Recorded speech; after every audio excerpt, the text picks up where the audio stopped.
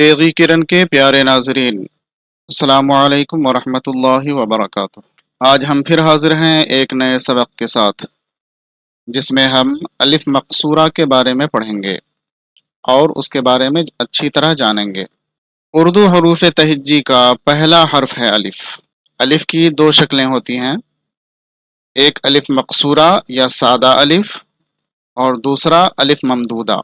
उर्दू में अलिफ मकसूरा कभी मुतहर्रिक यानी ज़बर ज़ेर और पेश के साथ होता है और कभी साकिन होता है, लेकिन अरबी में अलिफ मकसूरा खड़ा ज़बर को कहते हैं, जो या के ऊपर अलिफ की सूरत में छोटा सा लिखा होता है।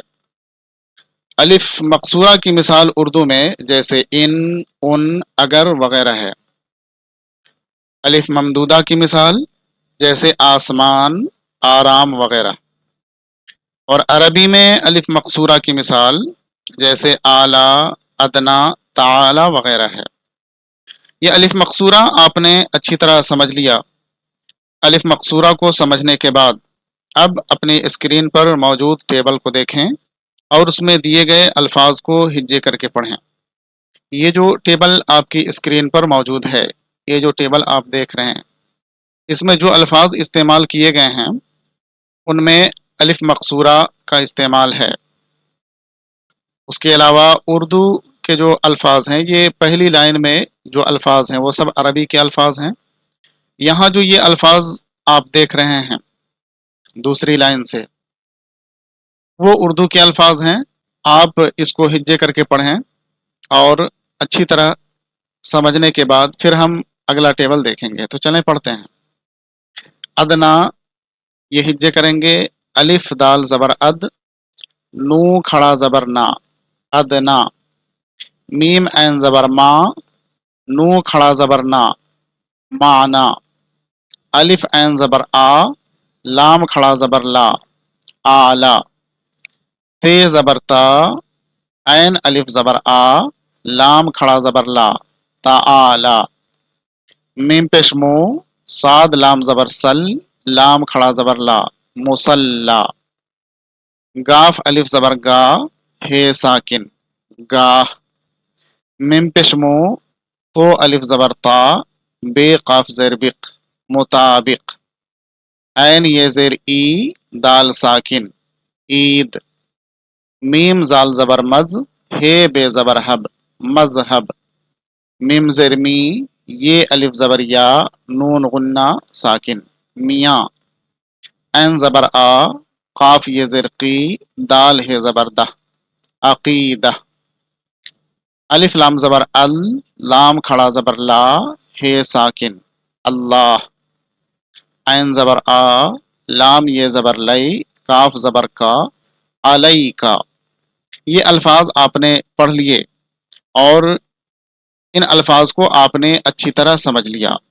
अब इन अल्फाज को समझ लेने के बाद अब इन्हीं अल्फाज को हम जुमलों में इस्तेमाल करके और पढ़ते हैं, ताकि हमें और अच्छी तरह ये अल्फाज अलिफ मकसूरा ये समझ में आ जाए। तो इसके लिए चलिए हम देखते हैं अगला टेबल। तो ये रहा आपकी स्क्रीन पर वो टेबल जिसमें उन्हीं अल्फाज को इस्तेमाल करके आपकी मश्क के लिए दिया गया है, जो अभी आपने पहले टेबल में हिज्जे करके पढ़ा है। तो चलें इसको हम बगैर हिज्जे के पढ़ते हैं। अल्लाह ताआला हमारा और सबका रब है।